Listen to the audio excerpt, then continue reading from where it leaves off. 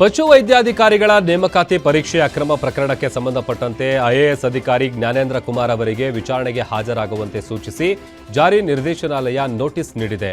ಜಯಮಹಲ್ ಬಳಿ ಇರುವ ಜ್ಞಾನೇಂದ್ರ ಕುಮಾರ್ ಅವರ ನಿವಾಸದಲ್ಲಿ ಭಾನುವಾರ ಇಡಿ ಅಧಿಕಾರಿಗಳ ತಂಡ ಪರಿಶೀಲನೆ ನಡೆಸಿತ್ತು.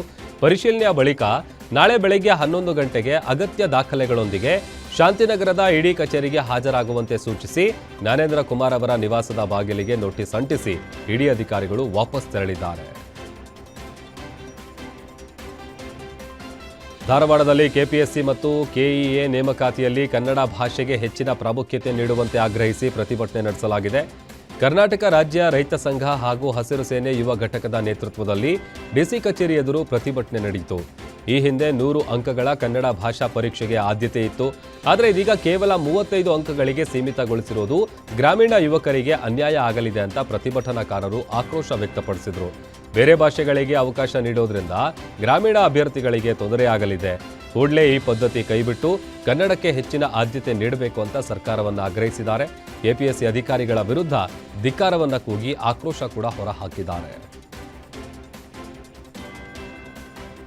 ದಾವಣಗೆರೆಯಲ್ಲಿ ಭದ್ರಾ ನೀರಿಗಾಗಿ ರೈತರ ಹೋರಾಟ ತೀವ್ರಗೊಂಡಿದೆ. ದಾವಣಗೆರೆ ಬಂದ್ಗೆ ಕರೆ ನೀಡಿದ್ದ ಭಾರತೀಯ ರೈತ ಒಕ್ಕೂಟದ ಮುಖಂಡರನ್ನ ಪೊಲೀಸರು ಬಂಧಿಸಿದ್ದಾರೆ. ಜಯದೇವ ಸರ್ಕಲ್ನಲ್ಲಿ ಪ್ರತಿಭಟನೆ ನಡೆಸ್ತಾ ಇದ್ದ ರೈತ ಹೋರಾಟಗಾರರನ್ನ ವಶಕ್ಕೆ ಪಡೆದು ಠಾಣೆಗೆ ಕರೆದೊಯ್ಯಲಾಗಿದೆ.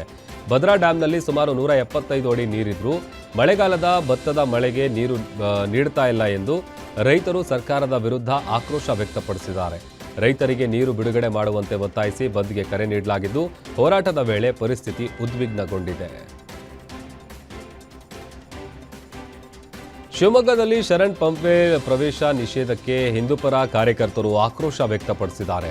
ಗೋಹತ್ಯೆ ಮತ್ತು ಅಕ್ರಮ ಗೋಸಾಗಾಟ ಎಗ್ಗಿಲ್ಲದೆ ನಡೀತಾ ಇದೆ ಎಂದು ಆರೋಪಿಸಿ ಗೋಪಿ ವೃತ್ತದಲ್ಲಿ ಹಿಂದೂಪರ ಸಂಘಟನೆಗಳ ಕಾರ್ಯಕರ್ತರು ಪ್ರತಿಭಟನೆ ನಡೆಸಿದ್ದಾರೆ. ಅಕ್ರಮ ಗೋಕಳ್ಳತನ ತಡೆಯುವುದಕ್ಕೆ ಮುಂದಾದ ಕಾರ್ಯಕರ್ತರ ಮೇಲೆಯೇ ಹಲ್ಲೆ ನಡೆದಿದೆ ಎಂದು ಆಕ್ರೋಶ ವ್ಯಕ್ತಪಡಿಸಿದರು. ಗೋಭಕ್ಷಕರು ಮತ್ತು ಗೋಕಳ್ಳರ ವಿರುದ್ಧ ಜಿಲ್ಲಾಡಳಿತ ಕಠಿಣ ಕ್ರಮ ಕೈಗೊಳ್ತಾ ಇಲ್ಲ ಎಂದು ಆರೋಪಿಸಿದ ಪ್ರತಿಭಟನಾಕಾರರು ಗೋಪಿ ವೃತ್ತದಿಂದ ಡಿಸಿ ಕಚೇರಿವರೆಗೆ ಪ್ರತಿಭಟನಾ ಮೆರವಣಿಗೆಯನ್ನು ನಡೆಸಿದ್ದಾರೆ. ಶರಣ್ ಪಂಪ್ವೇಲ್ ಅವರಿಗೆ ಶಿವಮೊಗ್ಗ ಜಿಲ್ಲೆ ಪ್ರವೇಶ ನಿಷೇಧಿಸಿರುವ ಕ್ರಮವನ್ನು ಕಾರ್ಯಕರ್ತರು ತೀವ್ರವಾಗಿ ಖಂಡಿಸಿದರು. ಮೈಸೂರು ಕಾಡ ಕಚೇರಿಗೆ ಮುತ್ತಿಗೆ ಹಾಕುವುದಕ್ಕೆ ರೈತರು ಯತ್ನಿಸಿದ್ದಾರೆ. ಕಬಿನಿ, ತಾರಕ, ವರುಣ ಹಾಗೂ ಕಾವೇರಿ ಅಚ್ಚುಕಟ್ಟು ಪ್ರದೇಶಗಳಿಗೆ ನೀರು ಬಿಡುಗಡೆ ಮಾಡುವಂತೆ ಆಗ್ರಹಿಸಿ ರೈತರು ಪ್ರತಿಭಟನೆ ನಡೆಸ್ತಾ ಇದ್ದಾರೆ. ರೈತ ಸಂಘಟನೆ ರಾಜ್ಯಾಧ್ಯಕ್ಷ ಬಡಗಲಪುರ ನಾಗೇಂದ್ರ ಬಣದ ನೇತೃತ್ವದಲ್ಲಿ ನೂರಾರು ರೈತರು ಗನ್ ಹೌಸ್ ವೃತ್ತದಿಂದ ಪ್ರತಿಭಟನೆ ಆರಂಭಿಸಿ ಕಾಡಾ ಕಚೇರಿವರೆಗೆ ಮೆರವಣಿಗೆ ನಡೆಸಿದ್ದಾರೆ. ಯಾವುದೇ ಅಹಿತಕರ ಘಟನೆ ತಪ್ಪಿಸಲು ಕಾಡಾ ಕಚೇರಿ ಹೊರಭಾಗದಲ್ಲಿ ಬಿಗಿ ಪೊಲೀಸ್ ಭದ್ರತೆಯನ್ನು ಕೂಡ ಕೈಗೊಳ್ಳಲಾಗಿದೆ.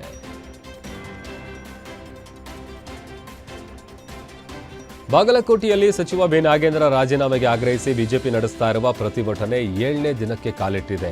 ನವನಗರದ ಜಿಲ್ಲಾಡಳಿತ ಭವನದ ಎದುರು ಬಿಜೆಪಿ ಮುಖಂಡರು ಹಾಗೂ ಕಾರ್ಯಕರ್ತರು ಪ್ರತಿಭಟನೆ ನಡೆಸಿ ರಾಜ್ಯ ಸರ್ಕಾರದ ವಿರುದ್ಧ ಘೋಷಣೆ ಕೂಗಿ ಆಕ್ರೋಶ ವ್ಯಕ್ತಪಡಿಸಿದರು. ಮಾಜಿ ಶಾಸಕ ಚರಂತಿಮಠ, ಡಿಜಿ ಪಾಟೀಲ್ ಹಾಗೂ ಸಂಸದ ಗದ್ದಿಗೌಡ ಸೇರಿದಂತೆ ಹಲವು ನಾಯಕರು ಪ್ರತಿಭಟನೆಯಲ್ಲಿ ಭಾಗಿಯಾಗಿದ್ದರು. ಇದೇ ವೇಳೆ ಜಿಲ್ಲಾಧಿಕಾರಿ ಕಚೇರಿಗೆ ಮುತ್ತಿಗೆ ಹಾಕುವುದಕ್ಕೆ ಬಿಜೆಪಿ ಕಾರ್ಯಕರ್ತರು ಯತ್ನಿಸಿದರು. ಬ್ಯಾರಿಕೇಡ್ ತಳ್ಳಿ ಜಿಲ್ಲಾಡಳಿತ ಭವನದೊಳಗೆ ನುಗ್ಗಲು ಮುಂದಾದ ಕಾರ್ಯಕರ್ತರನ್ನ ಪೊಲೀಸರು ವಶಕ್ಕೆ ಪಡೆದಿದ್ದಾರೆ. ಮುತ್ತಿಗೆ ತಡೆಯಲು ಜಿಲ್ಲಾಡಳಿತ ಭವನದ ಸುತ್ತ ನೂರಾರು ಪೊಲೀಸರನ್ನ ನಿಯೋಜನೆ ಮಾಡಲಾಗಿತ್ತು. ನವನಗರದ ಜಿಲ್ಲಾಡಳಿತ ಭವನದ ಮುಖ್ಯ ಗೇಟ್ ಬಳಿ ಪ್ರತಿಭಟನಾಕಾರರು ಮತ್ತು ಪೊಲೀಸರ ನಡುವೆ ಕೆಲಕಾಲ ವಾಗ್ವಾದ ಕೂಡ ನಡೆದಿದೆ. ಬಾಗಲಕೋಟೆ ಜಿಲ್ಲೆ ಜಮಖಂಡಿ ತಾಲೂಕಿನ ಕೊಣ್ಣೂರು ಗ್ರಾಮಸ್ಥರು ಮೂಲ ಸೌಕರ್ಯ ಕಲ್ಪಿಸುವಂತೆ ಆಗ್ರಹಿಸಿ ಮಳೆಯ ನಡುವೆಯೇ ಡಿಸಿ ಕಚೇರಿ ಎದುರು ಪ್ರತಿಭಟನೆ ನಡೆಸಿದರು. ತೋಟದ ರಸ್ತೆ, ಕುಡಿಯುವ ನೀರು, ಚರಂಡಿ ಹಾಗೂ ಬೀದಿ ದೀಪದ ಸಮಸ್ಯೆಗಳನ್ನು ಕೂಡಲೇ ಪರಿಹರಿಸುವಂತೆ ಒತ್ತಾಯಿಸಿದರು. ಸಮಸ್ಯೆಗಳಿಗೆ ಸ್ಪಂದಿಸದ ಅಧಿಕಾರಿಗಳ ವಿರುದ್ಧ ಘೋಷಣೆ ಕೂಗಿ ಆಕ್ರೋಶ ವ್ಯಕ್ತಪಡಿಸಿದರು. ಮಳೆಯನ್ನು ಕೂಡ ಲೆಕ್ಕಿಸದೆ ಹೋರಾಟ ನಡೆಸಿದ ಗ್ರಾಮಸ್ಥರು ಗ್ರಾಮದ ವಿವಿಧ ಸಮಸ್ಯೆಗಳಿಗೆ ಶಾಶ್ವತ ಪರಿಹಾರ ಕಲ್ಪಿಸುವಂತೆ ಜಿಲ್ಲಾಡಳಿತಕ್ಕೆ ಮನವಿ ಸಲ್ಲಿಸಿದರು. ಧಾರವಾಡದಲ್ಲಿ ವಿವಿಧ ಬೇಡಿಕೆಗಳ ಈಡೇರಿಕೆಗೆ ಆಗ್ರಹಿಸಿ ಅಂಬೇಡ್ಕರ್ ವಿದ್ಯಾರ್ಥಿ ಒಕ್ಕೂಟದ ಸದಸ್ಯರು ಡಿಸಿ ಕಚೇರಿ ಎದುರು ಪ್ರತಿಭಟನೆ ನಡೆಸಿದರು. ಈಗಾಗಲೇ ನಡೆದಿರುವಂತಹ ಪೊಲೀಸ್ ಇಲಾಖೆಯ ಪರೀಕ್ಷೆಯನ್ನ ಮರುಪರೀಕ್ಷೆ ನಡೆಸಬಾರದು ಎಂದು ವಿದ್ಯಾರ್ಥಿಗಳು ಆಗ್ರಹಿಸಿದರು. ಪರೀಕ್ಷೆಯಲ್ಲಿ ಅಕ್ರಮ ನಡೆದಿದ್ರೆ ಸಮಗ್ರ ತನಿಖೆ ನಡೆಸಬೇಕು ಅಂತ ಒತ್ತಾಯಿಸಿದರು. ಯಾವುದೇ ಕಾರಣಕ್ಕೂ ನಿರಪರಾಧಿ ಅಭ್ಯರ್ಥಿಗಳಿಗೆ ಅನ್ಯಾಯವಾಗಬಾರದು ಅಂತ ಆಕ್ರೋಶ ವ್ಯಕ್ತಪಡಿಸಿದರು. ಪರೀಕ್ಷೆಯ ಫಲಿತಾಂಶ ಹಾಗೂ ನೇಮಕಾತಿ ಪ್ರಕ್ರಿಯೆಯಲ್ಲಿ ಸಂಪೂರ್ಣ ಪಾರದರ್ಶಕತೆ ಕಾಯ್ದುಕೊಳ್ಳಬೇಕು ಅಂತ ಆಗ್ರಹಿಸಿ ಸರ್ಕಾರದ ವಿರುದ್ಧ ಧಿಕ್ಕಾರ ಕೂಗಿ ವಿದ್ಯಾರ್ಥಿಗಳು ಪ್ರತಿಭಟಿಸಿದ್ದಾರೆ. ಕೋಲಾರದಲ್ಲಿ ಅಕ್ರಮ ಜಲ್ಲಿ ಕ್ರಷರ್ ವಿರುದ್ಧ ಗ್ರಾಮಸ್ಥರು ಸಿಡಿದೆದ್ದಿದ್ದಾರೆ. ಕೋಲಾರ ತಾಲೂಕಿನ ಸೀತಿ ಬೆಟ್ಟದ ಬಳಿ ಹೊಸದಾಗಿ ಆರಂಭವಾಗಿರುವ ಜಲ್ಲಿ ಕ್ರಷರ್ ಬಂದ್ ಮಾಡುವಂತೆ ಸೀತಿ, ಮಠಪುರ ಹಾಗೂ ಮಾರ್ಚೇನಹಳ್ಳಿ ಗ್ರಾಮದ ಗ್ರಾಮಸ್ಥರು ಅನಿರ್ದಿಷ್ಟಾವಧಿ ಪ್ರತಿಭಟನೆ ನಡೆಸ್ತಾ ಇದ್ದಾರೆ. ಫಲವತ್ತಾದ ರೈತರ ಜಮೀನು ಹಾಗೂ ಜಾನುವಾರುಗಳು ಮೇಯುತ್ತಿದ್ದ ಪ್ರದೇಶದ ಬಳಿ ಕ್ರಷರ್ಗೆ ಹೇಗೆ ಅನುಮತಿ ಕೊಡಲಾಗಿದೆ ಅಂತ ಪ್ರಶ್ನೆ ಮಾಡಿದ್ದಾರೆ. ರಾಜಕೀಯ ಮುಖಂಡರ ಪ್ರಭಾವ ಬಳಸಿ ಅನುಮತಿ ಪಡೆದಿರುವ ಆರೋಪ ಕೂಡ ಕೇಳಿಬಂದಿದೆ. ಕೇವಲ 4 ದಿನಗಳ ಕಾರ್ಯಾಚರಣೆಯಿಂದಲೇ ಸುತ್ತಮುತ್ತಲಿನ ಬೆಳೆಗಳಿಗೆ ಹಾನಿಯಾಗಿದೆ ಎಂದು ಗ್ರಾಮಸ್ಥರು ಆರೋಪ ಮಾಡಿದ್ದಾರೆ. ಕ್ರಷರ್ಗೆ ಬೀಗ ಹಾಕುವವರೆಗೂ ಹೋರಾಟ ಮುಂದುವರಿಸುವಂತ ಎಚ್ಚರಿಕೆ ನೀಡಿದ್ದಾರೆ. ಸ್ಥಳೀಯ ಶಾಸಕರ ನಿರ್ಲಕ್ಷ್ಯಕ್ಕೂ ಗ್ರಾಮಸ್ಥರು ಆಕ್ರೋಶ ವ್ಯಕ್ತಪಡಿಸಿದ್ದಾರೆ.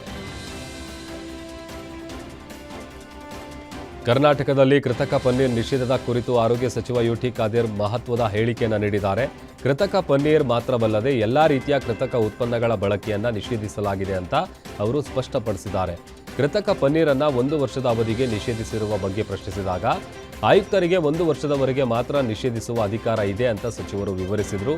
ಶಾಶ್ವತ ನಿಯಮಗಳನ್ನು ಜಾರಿಗೊಳಿಸುವ ನಿಟ್ಟಿನಲ್ಲಿ ಕೇಂದ್ರ ಸರ್ಕಾರಕ್ಕೆ ಮನವಿ ಸಲ್ಲಿಸಲಾಗುವುದು. ಪ್ರತಿ ವರ್ಷವೂ ಈ ಕುರಿತು ಆದೇಶಗಳನ್ನು ಹೊರಡಿಸುವ ಬದಲು ಬಲವಾದ ಹಾಗೂ ಶಾಶ್ವತ ನಿಯಮಗಳು ಬೇಕು ಅಂತ ಅವರು ಪ್ರತಿಪಾದಿಸಿದರು. ಹಣ್ಣುಗಳಿಗೆ ರಾಸಾಯನಿಕಗಳ ಬಳಕೆ ಬಗ್ಗೆಯೂ ಸಚಿವರು ಕಳವಳ ವ್ಯಕ್ತಪಡಿಸಿದ್ದು, ಬಾಳೆಹಣ್ಣು, ಸಪೋಟ, ಮಾವಿನ ಹಣ್ಣು ಸೇರಿದಂತೆ ಹಲವು ಹಣ್ಣುಗಳನ್ನು ರಾಸಾಯನಿಕ ಬಳಸಿ ಮಾಗಿಸುತ್ತಿರೋದನ್ನು ತಡಿಬೇಕಿದೆ ಅಂತ ಅವರು ತಿಳಿಸಿದ್ದಾರೆ. ಮೊಳಕಾಲ್ಮೂರು ಕ್ಷೇತ್ರದ ಮೇಲೆ ಕಂಪ್ಲಿ ಬಿಜೆಪಿ ಮಾಜಿ ಶಾಸಕ ಸುರೇಶ್ ಬಾಬು ಕಣ್ಣಿಟ್ಟಿದ್ದಾರೆ. ಮಾಜಿ ಸಚಿವ ಬಿ ಶ್ರೀರಾಮುಲು ಅವರ ಅಳಿಯ ಆಗಿರುವ ಸುರೇಶ್ ಬಾಬು ಕಂಪ್ಲಿ ಕ್ಷೇತ್ರ ಬಿಟ್ಟು ಇದೀಗ ಮೊಳಕಾಲ್ಮೂರು ಕ್ಷೇತ್ರದತ್ತ ಚಿತ್ತ ಹರಿಸಿದ್ದಾರೆ. 2028ರ ವಿಧಾನಸಭಾ ಚುನಾವಣೆಯಲ್ಲಿ ಮೊಳಕಾಲ್ಮೂರು ಕ್ಷೇತ್ರದಿಂದ ಸ್ಪರ್ಧಿಸಲು ಸಿದ್ಧತೆ ನಡೆಸುತ್ತಿರುವಂತೆ ಕಾಣಿಸ್ತಾ ಇದೆ. ಎಸ್ಟಿ ಮೀಸಲು ಕ್ಷೇತ್ರವಾಗಿರುವ ಮೊಳಕಾಲ್ಮೂರಿನಲ್ಲಿ ಸುರೇಶ್ ಬಾಬು ಅಪಾರ ಬೆಂಬಲಿಗರೊಂದಿಗೆ ಸುತ್ತಾಟ ನಡೆಸಿದ್ದಾರೆ. ಕಣಕೊಪ್ಪೆ ಆಂಜನೇಯ ಸ್ವಾಮಿ ಹಾಗೂ ನಾಯಕನಹಟ್ಟಿ ತಿಪ್ಪೇರುದ್ರಸ್ವಾಮಿ ದೇವಸ್ಥಾನಗಳಿಗೆ ಭೇಟಿ ನೀಡಿ ವಿಶೇಷ ಪೂಜೆ ಕೂಡ ಸಲ್ಲಿಸಿದ್ದಾರೆ. ಸುರೇಶ್ ಬಾಬು ಕ್ಷೇತ್ರಕ್ಕೆ ಆಗಮಿಸ್ತಾ ಇದ್ದಂತೆ ಅಭಿಮಾನಿಗಳು ಪಟಾಕಿ ಸಿಡಿಸಿ ಅದ್ಧೂರಿಯಾಗಿ ಸ್ವಾಗತಿಸಿದ್ದಾರೆ. ಚಿಕ್ಕಮಗಳೂರು ನಗರದ ಟಿಪ್ಪು ಕಾಲೋನಿಯಲ್ಲಿ ಟಿಪ್ಪು ಕಟೌಟ್ ಹಾಕಿ ಪಾಕಿಸ್ತಾನದ ಮುಜಾಹಿದೀನ್ ಹಾಡು ಬಳಕೆ ಮಾಡಿದ ಆರೋಪ ಕೇಳಿಬಂದಿದೆ. ಚಿಕ್ಕಮಗಳೂರು ಪವರ್ ಟಿಪ್ಪು ಬಾಯ್ಸ್ ಹೆಸರಿನಲ್ಲಿ ಯುವಕರು ಟ್ವಿಟರ್ನಲ್ಲಿ ರೀಲ್ಸ್ ಹಾಕಿರೋದು ವಿವಾದಕ್ಕೆ ಕಾರಣ ಆಗಿದೆ. ಈ ಹಿನ್ನೆಲೆಯಲ್ಲಿ ನಗರ ಠಾಣೆಯ law and order PSI Dhanraj ದೂರು ನೀಡಿದ್ದು, ಪೊಲೀಸರು ಸದ್ಯ ಸುಮೋಟೋ ಪ್ರಕರಣ ದಾಖಲಿಸಿಕೊಂಡಿದ್ದಾರೆ. ಕೋಮು ಸೌಹಾರ್ದ ಕದಡುವ ಹಾಗೂ ಧಾರ್ಮಿಕ ನಂಬಿಕೆಗೆ ಅಪಮಾನ ಮಾಡುವ ರೀತಿಯಲ್ಲಿ ಹಾಡು ಬಳಕೆ ಮಾಡಲಾಗಿದೆ ಎಂದು ದೂರಿನಲ್ಲಿ ಉಲ್ಲೇಖಿಸಲಾಗಿದೆ. ಉದ್ದೇಶಪೂರ್ವಕವಾಗಿ ದ್ವೇಷ ಹರಡುವವರ ವಿರುದ್ಧ ಕಠಿಣ ಕ್ರಮ ಕೈಗೊಳ್ಳುವುದಾಗಿ ಪೊಲೀಸರು ಕೂಡ ತಿಳಿಸಿದ್ದಾರೆ.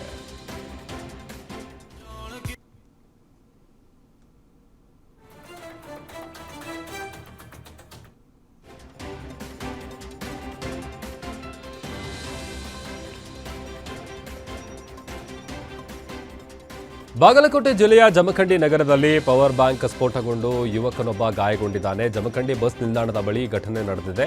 ಜೇಬಿನಲ್ಲಿ ಇಟ್ಕೊಂಡಿದ್ದ ಪವರ್ ಬ್ಯಾಂಕ್ ಏಕಾಏಕಿ ಸ್ಫೋಟಗೊಂಡ ಪರಿಣಾಮ ಸಿದ್ದು ಸಾಳುಂಕೆ ಎಂಬ ಯುವಕನ ತೊಡೆ ಹಾಗೂ ಹೊಟ್ಟೆ ಭಾಗಕ್ಕೆ ಗಾಯಗಳಾಗಿದೆ.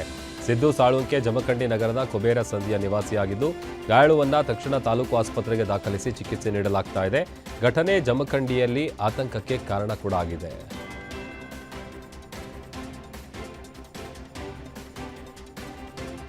ರಾಮನಗರ ಜಿಲ್ಲೆಯ ಕನಕಪುರದಲ್ಲಿ ಪಡಿತರ ಅಕ್ಕಿ ಹಾಗೂ ರಾಗಿಯನ್ನು ಅಕ್ರಮವಾಗಿ ಸಾಗಿಸಲು ಯತ್ನಿಸಿದ ಆರೋಪ ಕೇಳಿಬಂದಿದೆ. ಕನಕಪುರ ನಗರದ ವ್ಯವಸಾಯೋತ್ಪನ್ನ ಮಾರಾಟ ಮಳಿಗೆಯ ಬಳಿ ವಾಹನಗಳನ್ನು ಸಾರ್ವಜನಿಕರು ತಡೆದು ಆಹಾರ ಇಲಾಖೆ ಅಧಿಕಾರಿಗಳ ವಶಕ್ಕೆ ನೀಡಿದ್ದಾರೆ.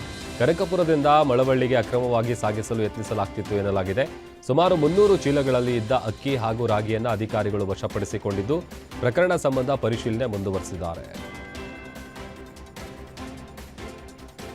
ಬೀದರ್ ಜಿಲ್ಲೆಯಲ್ಲಿ ಹದಗೆಟ್ಟ ರಸ್ತೆಗೆ ಗ್ರಾಮಸ್ಥರೇ ಪರಿಹಾರ ಕಂಡುಕೊಂಡಿದ್ದಾರೆ. ಬಸವ ಕಲ್ಯಾಣ ಕಿಟ್ಟ ಗ್ರಾಮದ ಮುಖ್ಯ ರಸ್ತೆ ಸಂಪೂರ್ಣ ಗುಂಡಿಮಯವಾಗಿದ್ದು, ಸಂಚಾರಕ್ಕೆ ಜನರು ಪರದಾಡ್ತಾ ಇದ್ರು.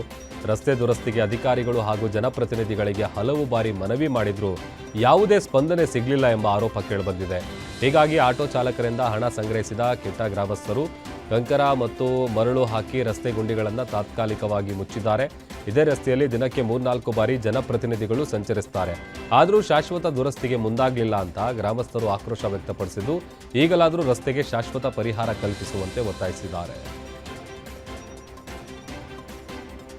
ಚಿಕ್ಕೋಡಿ ತಾಲೂಕಿನ ರಾಯಬಾಗದ ಸುಟ್ಟಟ್ಟಿ ಗ್ರಾಮದಲ್ಲಿರುವ ಮೊರಾರ್ಜಿ ದೇಸಾಯಿ ವಸತಿ ನಿಲಯದಲ್ಲಿ ಅನುಮಾನಾಸ್ಪದವಾಗಿ ವಿದ್ಯಾರ್ಥಿಯೊಬ್ಬ ಮೃತಪಟ್ಟಿರುವ ಘಟನೆ ನಡೆದಿದೆ. 15 ವರ್ಷದ ಗೌತಮ್ ಹನುಮಂತ ಭಜಂತ್ರಿ ಮೃತ ವಿದ್ಯಾರ್ಥಿ. ಆತ 9ನೇ ತರಗತಿಯಲ್ಲಿ ವ್ಯಾಸಂಗ ಮಾಡುತ್ತಿದ್ದ. ವಿದ್ಯಾರ್ಥಿ ನೇಣು ಹಾಕಿಕೊಂಡಿದ್ದಾನೆ ಎಂದು ವಸತಿ ನಿಲಯದ ಸಿಬ್ಬಂದಿ ಕುಟುಂಬಸ್ಥರಿಗೆ ಮಾಹಿತಿ ನೀಡಿದ್ದಾರೆ. ಆದರೆ ಹಾಸ್ಟೆಲ್ ವಾರ್ಡನ್ ಹಲ್ಲೆಯಿಂದಲೇ ತಮ್ಮ ಮಗ ಸಾವನ್ನಪ್ಪಿದ್ದಾನೆ ಅಂತ ಕುಟುಂಬಸ್ಥರು ಗಂಭೀರ ಆರೋಪ ಮಾಡಿದ್ದಾರೆ. ಮನೆಯವರಿಗೆ ತಿಳಿಸದೆ ವಿದ್ಯಾರ್ಥಿಯನ್ನ ರಾಯಬಾಗ ಆಸ್ಪತ್ರೆಗೆ ದಾಖಲಿಸಿದ ಆರೋಪವೂ ಕೇಳಿಬಂದಿದೆ. ಕುಡಚಿ ಪೊಲೀಸ್ ಠಾಣಾ ವ್ಯಾಪ್ತಿಯಲ್ಲಿ ಈ ಘಟನೆ ಜರುಗಿದೆ. ಬೈಕ್ ಸವಾರನ ಅಜಾಗರೂಕತೆಯಿಂದ ಡ್ರೈವಿಂಗ್ ಮಾಡಿದ ವಿಡಿಯೋ ಸದ್ಯ ಎಲ್ಲೆಡೆ ವೈರಲ್ ಆಗ್ತಾ ಇದೆ. ಮೊಪೆಡ್ನಲ್ಲಿ ಬಂದ ಸವಾರ ಮುಂದೆ ಸಾಗ್ತಿದ್ದ ಬುಲೆಟ್ ಬೈಕ್ಗೆ ಏಕಾಏಕಿ ಡಿಕ್ಕಿ ಹೊಡೆದಿದ್ದಾನೆ. ಹೆಲ್ಮೆಟ್ ಧರಿಸದೆ ಮೊಬೈಲ್ನಲ್ಲಿ ಮಾತನಾಡುತ್ತಾ ವಾಹನ ಚಲಾಯಿಸುತ್ತಿದ್ದ ವೇಳೆ ಈ ಘಟನೆ ನಡೆದಿದೆ ಎನ್ನಲಾಗಿದೆ. ಘಟನೆ ಸಂಬಂಧ ಇದುವರೆಗೂ ಯಾವುದೇ ದೂರು ದಾಖಲಾಗಿಲ್ಲ. ಆದರೆ ಮೊಪೆಡ್ ಸವಾರನ ನಿರ್ಲಕ್ಷ್ಯದ ವರ್ತನೆ ವಿರುದ್ಧ ಸಾರ್ವಜನಿಕರು ಆಕ್ರೋಶ ವ್ಯಕ್ತಪಡಿಸಿದ್ದು ಘಟನೆಯ ವಿಡಿಯೋವನ್ನು ಎಕ್ಸ್ನಲ್ಲಿ ಪೋಸ್ಟ್ ಮಾಡಿ ಕ್ರಮಕ್ಕೆ ಆಗ್ರಹಿಸಿದ್ದಾರೆ. ಚಿಕ್ಕಬಳ್ಳಾಪುರ ಜಿಲ್ಲೆಯ ಗುಡಿಬಂಡೆ ತಾಲೂಕಿನ ಗರುಡಚಾರ್ಲಹಳ್ಳಿ ಗ್ರಾಮದ ಕೆರೆಕಟ್ಟೆ ಮೇಲೆ ಭೀಕರ ರಸ್ತೆ ಅಪಘಾತ ಸಂಭವಿಸಿದೆ. ಕಬ್ಬಿನ ಜ್ಯೂಸ್ ಆಟೋಗೆ ಬೈಕ್ ಡಿಕ್ಕಿಯಾಗಿ ಗುಡಿಬಂಡೆ ಪಟ್ಟಣದ ಪ್ರಕಾಶ್ ಮೃತಪಟ್ಟಿದ್ದಾರೆ. ಬೈಕ್ ಹಿಂಬದಿ ಸವಾರ ಚೇಳೂರು ಮೂಲದ ರಾಜ್ ಪವನ್ ಗಂಭೀರವಾಗಿ ಗಾಯಗೊಂಡಿದ್ದು ಬೆಂಗಳೂರಿನ ಆಸ್ಪತ್ರೆಗೆ ದಾಖಲಿಸಲಾಗಿದೆ. ಸ್ನೇಹಿತರ ಶಾದಿ ಮುಗಿಸಿಕೊಂಡು ಹಿಂದಿರುಗುತ್ತಿದ್ದ ವೇಳೆ ದುರ್ಘಟನೆ ಸಂಭವಿಸಿದೆ. ಅಪಘಾತ ನಡೆದ ಸ್ಥಳದಲ್ಲೇ ಇತ್ತೀಚೆಗಷ್ಟೇ ಮತ್ತೊಬ್ಬರು ಸಾವನ್ನಪ್ಪಿದ್ರು. ಈ ಸಂಬಂಧ ಗುಡಿಬಂಡೆ ಪೊಲೀಸ್ ಠಾಣೆಯಲ್ಲಿ ಪ್ರಕರಣ ಕೂಡ ದಾಖಲಾಗಿದೆ. ಕೋಲಾರದಲ್ಲಿ ಕಳ್ಳರ ಕೈಚಳಕಕ್ಕೆ ಗ್ರಾಮಸ್ಥರು ಬೆಚ್ಚಿ ಬಿದ್ದಿದ್ದಾರೆ. ಶ್ರೀನಿವಾಸಪುರ ತಾಲೂಕಿನ ಹುಲಗೂರ ಕೋಟೆ ಗ್ರಾಮದಲ್ಲಿ ತಡರಾತ್ರಿ ಸರಣಿ ಕಳ್ಳತನ ನಡೆದಿದೆ. ಬೀಗ ಹಾಕಿದ್ದ ಮನೆಗಳನ್ನು ಹೊಂಚು ಹಾಕಿದ ಕಳ್ಳರು ಸೋಮಣ್ಣ, ಟಿಸಿ ಶಂಕರಪ್ಪ ಹಾಗೂ ನಾಗಪ್ಪಸ್ವಾಮಿ ಮನೆಗಳಿಗೆ ನುಗ್ಗಿ ಕಳ್ಳತನ ಮಾಡಿ ಎಸ್ಕೇಪ್ ಆಗಿದ್ದಾರೆ. ವರಮಹಾಲಕ್ಷ್ಮಿ ಹಬ್ಬದ ಹಿನ್ನೆಲೆ ನೆಂಟರ ಮನೆಗಳಿಗೆ ತೆರಳಿದ್ದ ವೇಳೆ ಕಳ್ಳರು ಈ ಕೃತ್ಯ ಎಸಗಿದ್ದಾರೆ ಎನ್ನಲಾಗಿದೆ. ವಿಷಯ ತಿಳಿತಾ ಇದ್ದಂತೆ ರಾಯಲ್ಪಾಡು ಪೊಲೀಸರು ಸ್ಥಳಕ್ಕೆ ಭೇಟಿ ಕೊಟ್ಟು ಪರಿಶೀಲನೆ ನಡೆಸಿದ್ದು ಕಳ್ಳರ ಪತ್ತೆಗೆ ಬಲೆ ಬೀಸಿದ್ದಾರೆ. ನೆಲಮಂಗಲ ತಾಲೂಕಿನ ಕುಲುವನಹಳ್ಳಿ ಗೇಟ್ ಬಳಿ ವೃದ್ಧೆಯ ಮಾಂಗಲ್ಯ ಸರ ಕಳ್ಳತನಕ್ಕೆ ಯತ್ನಿಸಿದ ಇಬ್ಬರು ಸರಗಳ್ಳರು ಗ್ರಾಮಸ್ಥರ ಕೈಗೆ ಸಿಕ್ಕಿಬಿದ್ದಿದ್ದಾರೆ. ಕೆಟಿಎಂ ಬೈಕ್ನಲ್ಲಿ ಬಂದಿದ್ದ ಬ್ಯಾಟರಿ ಜಯಂತ್ ಮತ್ತು ಯತೀಶ್ ಎಂಬ ಆರೋಪಿಗಳು ವೃದ್ಧೆಯ ಸರ ಕಸಿಯಲು ಯತ್ನಿಸಿದ್ದಾರೆ ಎನ್ನಲಾಗಿದೆ. ವೃದ್ಧೆಯ ಚೀರಾಟ ಕೇಳಿ ಗ್ರಾಮಸ್ಥರು ಸ್ಥಳಕ್ಕೆ ಧಾವಿಸಿ ಆರೋಪಿಗಳನ್ನು ಹಿಡಿದು ಧರ್ಮದೇಟು ಕೊಟ್ಟಿದ್ದಾರೆ. ಈ ವೇಳೆ ಪ್ರಜ್ಞೆ ತಪ್ಪಿದಂತೆ ಆರೋಪಿಗಳು ನಟನೆ ಮಾಡಿದ್ದು ಬಳಿಕ ಪೊಲೀಸರು ಅವರನ್ನು ವಶಕ್ಕೆ ಪಡೆದಿದ್ದಾರೆ.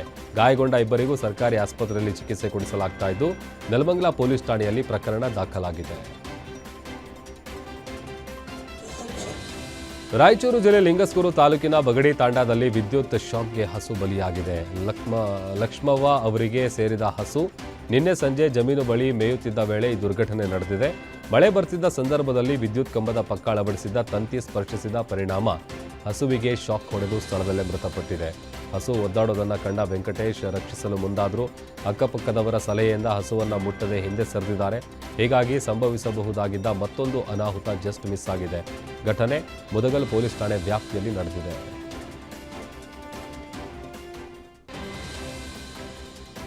ಚಲಿಸುತ್ತಿದ್ದ ಬಿಎಂಟಿಸಿ ಬಸ್ನಲ್ಲೇ ಚಾಲಕನ ಬೇಜವಾಬ್ದಾರಿತನದ ವರ್ತನೆ ಇದೀಗ ಪ್ರಯಾಣಿಕರ ಆಕ್ರೋಶಕ್ಕೆ ಕಾರಣ ಆಗಿದೆ. ಯಲಹಂಕದಿಂದ ದೀಪಾಂಜಲಿ ನಗರ ಮಾರ್ಗದಲ್ಲಿ ಸಂಚರಿಸುವ 401 ಎಲೆಕ್ಟ್ರಿಕ್ ಬಸ್ಸಿನ ಚಾಲಕ ವಾಹನ ಚಲಾಯಿಸುತ್ತಲೇ ತನ್ನ ಪಕ್ಕದಲ್ಲಿ ನಿಂತಿದ್ದ ಮಹಿಳೆಯೊಂದಿಗೆ ಸರಸ ಸಲ್ಲಾಪದಲ್ಲಿ ತೊಡಗಿದ್ದಾನೆ ಎನ್ನಲಾಗಿದೆ. ಒಂದು ಕೈಯಲ್ಲಿ ಸ್ಟೀರಿಂಗ್ ಹಿಡಿದು ಮತ್ತೊಂದು ಕೈಯಲ್ಲಿ ಮಹಿಳೆಯ ಕೈ ಹಿಡಿದು ಚಾಲನೆ ಮಾಡ್ತಾ ಇರುವ ದೃಶ್ಯವನ್ನ ಪ್ರಯಾಣಿಕರು ಮೊಬೈಲ್ನಲ್ಲಿ ಸೆರೆ ಹಿಡಿದಿದ್ದಾರೆ. ಪ್ರಯಾಣಿಕರ ಸುರಕ್ಷತೆಯನ್ನ ಪಣಕ್ಕಿಟ್ಟು ಚಾಲನೆ ಮಾಡಿದ ಆರೋಪದ ಮೇಲೆ ಸಂಬಂಧಪಟ್ಟ ಚಾಲಕನ ವಿರುದ್ಧ ಕೂಡಲೇ ಕ್ರಮ ಕೈಗೊಳ್ಳುವಂತೆ ಸಾರ್ವಜನಿಕರು ಬಿಎಂಟಿಸಿ ಅಧಿಕಾರಿಗಳಿಗೆ ಆಗ್ರಹಿಸಿದ್ದಾರೆ. ಮಂಡ್ಯದಲ್ಲಿ ಭಿಕ್ಷಾಟನೆ ಮಾಡಿ ಜೀವನ ಸಾಗಿಸ್ತಾ ಇದ್ದ ವೃದ್ಧೆ ಸಾವಿನ ಬಳಿಕ ಆಕೆ ಮನೆಯಲ್ಲಿ ಲಕ್ಷಾಂತರ ರೂಪಾಯಿ ಹಣ ಪತ್ತೆಯಾಗಿರುವುದು ಅಚ್ಚರಿ ಮೂಡಿಸಿದೆ. ಗುತ್ತಲು ಬಡಾವಣೆಯಲ್ಲಿ ಹೂರ್ ಉನ್ನಿಸಾ ಸಹೋದರಿಯೊಂದಿಗೆ ಬಾಡಿಗೆ ಮನೆಯಲ್ಲಿ ವಾಸ ಮಾಡ್ತಾ ಇದ್ರು. ಇಬ್ಬರೂ ಕೂಡ ಮದುವೆ ಆಗಿರಲಿಲ್ಲ. 2 ವರ್ಷಗಳ ಹಿಂದೆ ಸಹೋದರಿ ನಿಧನರಾದ ಬಳಿಕ ಹೂರ್ ಉನ್ನಿಸಾ ಒಬ್ಬರೇ ಜೀವನ ನಡೆಸ್ತಾ ಇದ್ರು. ಮೊನ್ನೆ ವಯೋಸಹಜ ಕಾಯಿಲೆಯಿಂದ ಹೂರ್ ಉನ್ನಿಸಾ ಕೂಡ ಮೃತಪಟ್ಟಿದ್ರು. ಬಳಿಕ ಮನೆ ಪರಿಶೀಲನೆ ನಡೆಸಿದ ಸ್ಥಳೀಯರಿಗೆ 30ಕ್ಕೂ ಹೆಚ್ಚು ಮೂಟೆಗಳಲ್ಲಿ ಹಣ ಪತ್ತೆಯಾಗಿದೆ. ಈಗಾಗಲೇ ಸುಮಾರು 8 ರಿಂದ 9 ಲಕ್ಷ ರೂಪಾಯಿ ಎಣಿಕೆ ಮಾಡಲಾಗಿದ್ದು ಇನ್ನೂ ಸುಮಾರು 20 ಮೂಟೆಗಳಲ್ಲಿರುವ ಹಣದ ಎಣಿಕೆ ಬಾಕಿ ಇದ್ದು ಒಟ್ಟು 30 ಲಕ್ಷಕ್ಕೂ ಅಧಿಕ ಹಣ ಇರಬಹುದೆಂಬ ಮಾಹಿತಿ ಸಿಗ್ತಾ ಇದೆ. ಸದ್ಯ ಪತ್ತೆಯಾದ ಹಣವನ್ನು ಗುತ್ತಲು ಬಡಾವಣೆಯ ಮಸೀದಿ ಸುಪರ್ದಿಗೆ ನೀಡಲಾಗಿದೆ. ಕುಟುಂಬಸ್ಥರು ಬಂದ ಬಳಿಕ ಹಣ ಎಣಿಕೆ ಪೂರ್ಣಗೊಳಿಸಿ ಆ ಬಳಿಕ ಹಣವನ್ನು ಯಾರಿಗೆ ಹಸ್ತಾಂತರಿಸಬೇಕು ಎಂಬ ಬಗ್ಗೆ ನಿರ್ಧಾರ ಕೈಗೊಳ್ಳಲಾಗುತ್ತೆ. ಮಡಿವಾಳದ ಸುಹೇಲ್ ಕೊಲೆ ಪ್ರಕರಣ ಸಂಬಂಧ ಕೊಲೆಯಾದ ಕೇವಲ 24 ಗಂಟೆಯೊಳಗೆ ಆರೋಪಿಗಳನ್ನು ಬಂಧಿಸುವಲ್ಲಿ ಮಡಿವಾಳ ಪೊಲೀಸರು ಯಶಸ್ವಿಯಾಗಿದ್ದಾರೆ. ಬಂಡೆಪಾಳ್ಯ ರೌಡಿ ಶೀಟರ್ ಆದಿಲ್ ಸೇರಿ 6 ಮಂದಿಯನ್ನು ಬಂಧಿಸಲಾಗಿದೆ. ಕಳೆದ ಜನವರಿಯಲ್ಲಿ ಬಂಡೆಪಾಳ್ಯ ವ್ಯಾಪ್ತಿಯಲ್ಲಿ ನಡೆದ ಶಬೀರ್ ಕೊಲೆಗೆ ಪ್ರತೀಕಾರವಾಗಿಯೇ ಸುಹೇಲ್ ಹತ್ಯೆ ನಡೆದಿದೆ ಎಂಬ ಮಾಹಿತಿ ಹೊರಬಿದ್ದಿದೆ. ಶಬೀರ್ ಹತ್ಯೆಯಲ್ಲಿ ಸುಹೇಲ್ ಸಹೋದರರ ಪಾತ್ರ ಹಾಗೂ ಕೊಲೆಗೆ ಸುಹೇಲ್ ಫೈನಾನ್ಸ್ ಮಾಡಿದ್ದ ಆರೋಪವಿತ್ತು ಎನ್ನಲಾಗಿದೆ. ಶಬೀರ್ ಆಪ್ತ ಮಿತ್ರನಾಗಿದ್ದ ಆದಿಲ್ ಸುಹೇಲ್ ಕುಟುಂಬದ ವಿರುದ್ಧ ರಿವೆಂಜ್ಗೆ ಸ್ಕೆಚ್ ಹಾಕಿದ್ದ ಎನ್ನಲಾಗಿದೆ. ಮಂಗಮ್ಮನಪಾಳ್ಯ ಏರಿಯಾ ಡಾಮಿನೆನ್ಸ್ ವಿಚಾರವು 2 ಗ್ಯಾಂಗ್ಗಳ ನಡುವಿನ ವೈಷಮ್ಯಕ್ಕೆ ಕಾರಣ ಆಗಿತ್ತು. ಕೊಲೆ ಬಳಿಕ ಆರೋಪಿಗಳು ರಸ್ತೆ ಮಾರ್ಗವಾಗಿ ಬಿಡದಿಗೆ ಎಸ್ಕೇಪ್ ಆಗಿ ಅಲ್ಲಿಂದ ಲಾರಿ ಹತ್ತಿ ಬಾಂಬೆಗೆ ಪರಾರಿಯಾಗಲು ಪ್ಲಾನ್ ಮಾಡಿದ್ರು. ಆದರೆ ಖಚಿತ ಮಾಹಿತಿ ಮೇರೆಗೆ ಕಾರ್ಯಾಚರಣೆ ನಡೆಸಿದ ಮಡಿವಾಳ ಪೊಲೀಸರು ಆರೋಪಿಗಳನ್ನು ಬಂಧಿಸುವಲ್ಲಿ ಯಶಸ್ವಿಯಾಗಿದ್ದಾರೆ. ಹಾವೇರಿಯಲ್ಲಿ ಆಹಾರ ಇಲಾಖೆಯ ವಿರುದ್ಧ ಕೇಳಿಬಂದಿರುವ ಹಲವು ಆರೋಪಗಳ ಬೆನ್ನಲ್ಲೇ ರಾಜ್ಯ ಲೋಕಾಯುಕ್ತ ಅಧಿಕಾರಿಗಳು ಇಂದು ದಿಢೀರಂತ ದಾಳಿ ನಡೆಸಿದ್ದಾರೆ. ಲೋಕಾಯುಕ್ತ ಬಿಎಸ್ ಪಾಟೀಲ್ ನೇತೃತ್ವದ ತಂಡ ಹಾವೇರಿ ಜಿಲ್ಲೆಯ ಆಹಾರ ಧಾನ್ಯಗಳ ಸಂಗ್ರಹ ಗೋದಾಮಿಗೆ ಭೇಟಿ ಕೊಟ್ಟು ದಾಖಲೆಗಳ ಪರಿಶೀಲನೆ ನಡೆಸಿತು. ಈ ವೇಳೆ ಅಪೂರ್ಣ ಮಾಹಿತಿ ನೀಡಿದ ಅಧಿಕಾರಿಗಳನ್ನು ತರಾಟೆಗೆ ತೆಗೆದುಕೊಂಡ ಲೋಕಾಯುಕ್ತರು ಅಕ್ಕಿ ಎಲ್ಲಿ ಸರಬರಾಜಾಗಿದೆ ಎಂಬ ಸಂಪೂರ್ಣ ಲೆಕ್ಕ ನೀಡುವಂತೆ ಸೂಚಿಸಿದರು. ಕಂಪ್ಯೂಟರ್ನಲ್ಲಿದೆ ಅಂತ ಹೇಳಿದರೆ ಪರಿಶೀಲನೆಗೆ ಹೇಗೆ ಸಾಧ್ಯ ಅಂತ ಪ್ರಶ್ನಿಸಿದ ಅವರು ಅನುಮಾನ ಮತ್ತಷ್ಟು ಹೆಚ್ಚಾಗ್ತಾ ಇದೆ ಅಂತ ಎಚ್ಚರಿಕೆ ಕೂಡ ನೀಡಿದರು. ಎಲ್ಲ ದಾಖಲೆ ಪರಿಶೀಲಿಸಿದ ಬಳಿಕ ಅಧಿಕಾರಿಗಳನ್ನು ಮತ್ತೆ ವಿಚಾರಣೆಗೆ ಕರೆಯೋದಾಗಿ ಲೋಕಾಯುಕ್ತರು ತಿಳಿಸಿದ್ದಾರೆ. ಚಿಕ್ಕಬಳ್ಳಾಪುರ ಜಿಲ್ಲೆಯ ಚಿಂತಾಮಣಿ ತಾಲೂಕಿನ ಕಡಪ ಹೈವೇ ರಸ್ತೆಯಲ್ಲಿ ಅಕ್ರಮ ಮದ್ಯ ದಂಧೆ ಎಗ್ಗಿಲ್ಲದೆ ನಡೀತಾ ಇರುವ ಆರೋಪ ಕೇಳಿಬಂದಿದೆ. ಮಾರಿನಾಯಕನಹಳ್ಳಿ ಕ್ರಾಸ್ನ ಪೆಟ್ಟಿಗೆ ಅಂಗಡಿ ಹಾಗೂ ಚಿಲ್ಲರೆ ಅಂಗಡಿಗಳಲ್ಲೇ ಪರವಾನಗಿ ಇಲ್ಲದೆ ಮದ್ಯ ಮಾರಾಟ ಮಾಡಲಾಗ್ತಾ ಇದೆ ಎನ್ನಲಾಗಿದೆ. ಹಗಲು ರಾತ್ರಿ ಸಾರ್ವಜನಿಕ ರಸ್ತೆಯಲ್ಲೇ ಕದ್ದು ಮುಚ್ಚಿ ನಡೀತಾ ಇರುವ ಈ ದಂಧೆಯ ದೃಶ್ಯ ಕ್ಯಾಮೆರಾದಲ್ಲಿ ಸೆರೆಯಾಗಿದ್ದು ಸಾಮಾಜಿಕ ಜಾಲತಾಣದಲ್ಲಿ ಸಿಕ್ಕಾಪಟ್ಟೆ ವೈರಲ್ ಆಗಿದೆ. ಹೈವೇ ಪ್ರಯಾಣಿಕರು ಹಾಗೂ ಮಹಿಳೆಯರಿಗೆ ಕಿರಿಕಿರಿ ಉಂಟಾಗ್ತಿದೆ ಎಂದು ಸ್ಥಳೀಯರು ಆಕ್ರೋಶ ವ್ಯಕ್ತಪಡಿಸಿದ್ದಾರೆ. ಕೂಡಲೇ ಅಕ್ರಮ ಎಣ್ಣೆ ಅಂಗಡಿಗಳ ಮೇಲೆ ದಾಳಿ ನಡೆಸಿ ದಂಧೆಗೆ ಬ್ರೇಕ್ ಹಾಕುವಂತೆ ಅಧಿಕಾರಿಗಳಿಗೆ ಸ್ಥಳೀಯರು ಒತ್ತಾಯಿಸಿದ್ದಾರೆ. ಬೀದರ್ ಜಿಲ್ಲೆಯ ಬಸವಕಲ್ಯಾಣ ತಾಲೂಕಿನ ಕಿಟ್ಟ ಗ್ರಾಮದಲ್ಲಿ ಕೆಮಿಕಲ್ ಕಂಟಕ ಭಾರೀ ಆತಂಕ ಮೂಡಿಸಿದೆ. ಅರಣ್ಯ ಪ್ರದೇಶದಲ್ಲಿ ಕಿಡಿಗೇಡಿಗಳು ಮಧ್ಯರಾತ್ರಿ ಅಪಾಯಕಾರಿ ಕೆಮಿಕಲ್ ತ್ಯಾಜ್ಯ ಸುರಿದಿರುವ ಆರೋಪ ಕೇಳಿಬಂದಿದೆ. ಕೆಮಿಕಲ್ ದುರ್ವಾಸನೆಯಿಂದ ಸಮೀಪದ ಪ್ರಸಿದ್ಧ ಲಕ್ಷ್ಮೀ ದೇವಸ್ಥಾನಕ್ಕೆ ಭಕ್ತರು ಬರೋದಕ್ಕೆ ಹಿಂದೇಟು ಹಾಕ್ತಾ ಇದ್ದು ದೇವಸ್ಥಾನಕ್ಕೆ ಬೀಗ ಹಾಕುವ ಪರಿಸ್ಥಿತಿ ನಿರ್ಮಾಣ ಆಗಿದೆ. ಅರಣ್ಯದ ಗಿಡಮರಗಳು ಒಣಗ್ತಾ ಇದ್ದು ಗ್ರಾಮಸ್ಥರ ಆತಂಕ ಮತ್ತಷ್ಟು ಜಾಸ್ತಿಯಾಗಿದೆ. ಹುಮ್ನಾಬಾದ್ ಬಳಿಕ ಇದೀಗ ಬಸವ ಕಲ್ಯಾಣಕ್ಕೂ ಕೆಮಿಕಲ್ ಕಂಟಕ ಎದುರಾಗಿದ್ದು ನಿಯಮ ಮೀರಿ ತ್ಯಾಜ್ಯ ಸುರಿದವರ ವಿರುದ್ಧ ಕಠಿಣ ಕ್ರಮ ಕೈಗೊಳ್ಳುವಂತೆ ಗ್ರಾಮಸ್ಥರು ಆಗ್ರಹಿಸಿದ್ದಾರೆ. ಉತ್ತರ ಕನ್ನಡ ಜಿಲ್ಲೆಯ ದಾಂಡೇಲಿಯಲ್ಲಿ ರಸ್ತೆ ಅವ್ಯವಸ್ಥೆಯಿಂದ ಶಾಲಾ ಮಕ್ಕಳು ಸಂಕಷ್ಟ ಎದುರಿಸ್ತಾ ಇದ್ದಾರೆ. ರೋಟರಿ ಶಾಲೆ ಸಮೀಪದ ರಸ್ತೆ ಕಳೆದ 2-3 ವರ್ಷಗಳಿಂದ ಸಂಪೂರ್ಣ ಹದಗೆಟ್ಟಿದ್ದು ರಸ್ತೆಯಲ್ಲಿನ ಗುಂಡಿಗಳನ್ನು ತಪ್ಪಿಸಲು ಮಕ್ಕಳು ಗಟಾರದ ಮೇಲಿಂದ ಶಾಲೆಗೆ ತೆರಳುವ ಪರಿಸ್ಥಿತಿ ಉಂಟಾಗಿದೆ. ವಾಹನಗಳು ಬಂದಾಗ ರಸ್ತೆ ಬಿಟ್ಟು ಗಟಾರದ ಮೇಲೆ ಸಾಗ್ತಾ ಇರುವ ಮಕ್ಕಳ ದೃಶ್ಯ ಆತಂಕ ಮೂಡಿಸಿದೆ. ರಸ್ತೆ ಗುಂಡಿಗಳಿಂದ ದ್ವಿಚಕ್ರ ವಾಹನ ಸವಾರರಿಗೂ ಅಪಾಯ ಎದುರಾಗಿದ್ದು ಸಣ್ಣ ಪುಟ್ಟ ಅಪಘಾತಗಳು ಕೂಡ ಸಂಭವಿಸಿವೆ. ಮಕ್ಕಳ ಸುರಕ್ಷತೆ ಬಗ್ಗೆ ಪಾಲಕರು ಆತಂಕ ವ್ಯಕ್ತಪಡಿಸಿದ್ದು ಅಧಿಕಾರಿಗಳ ನಿರ್ಲಕ್ಷ್ಯಕ್ಕೆ ಆಕ್ರೋಶ ಹೊರಹಾಕಿದ್ದಾರೆ. ದೊಡ್ಡ ಅನಾಹುತ ಸಂಭವಿಸುವ ಮುನ್ನ ನಗರಸಭೆ ಹಾಗೂ ಸಂಬಂಧಪಟ್ಟ ಅಧಿಕಾರಿಗಳು ತಕ್ಷಣ ರಸ್ತೆ ದುರಸ್ತಿ ಮಾಡಬೇಕೆಂದು ಪಾಲಕರು ಒತ್ತಾಯಿಸಿದ್ದಾರೆ.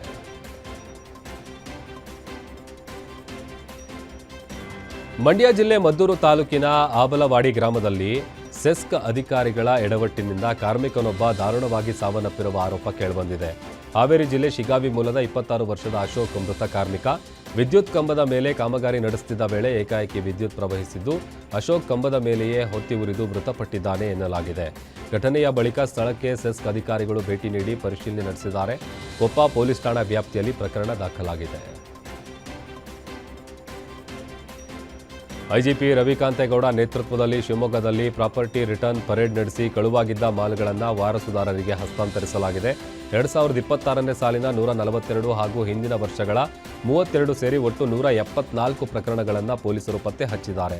ಸುಮಾರು 5,73,46,923 ರೂಪಾಯಿ ಮೌಲ್ಯದ ಬಂಗಾರ, ಬೆಳ್ಳಿ, ವಾಹನ, ಜಾನುವಾರು, ನಗದು ಹಾಗೂ ಇತರೆ ವಸ್ತುಗಳನ್ನು ವಶಪಡಿಸಿಕೊಳ್ಳಲಾಗಿದೆ. ಸಿಇಐಆರ್ ಪೋರ್ಟಲ್ ಮೂಲಕ ಪತ್ತೆಯಾದ 1,164 ಮೊಬೈಲ್ಗಳನ್ನು ವಾರಸುದಾರರಿಗೆ ವಾಪಸ್ ನೀಡಲಾಗಿದೆ. ನೊಂದವರಿಗೆ ತೃಪ್ತಿ ನೀಡುವ ಕೆಲಸವನ್ನು ಶಿವಮೊಗ್ಗ ಪೊಲೀಸರು ಮಾಡಿದ್ದಾರೆ ಅಂತ ಐಜಿಪಿ ರವಿಕಾಂತೇಗೌಡ ಮೆಚ್ಚುಗೆ ವ್ಯಕ್ತಪಡಿಸಿದ್ದಾರೆ.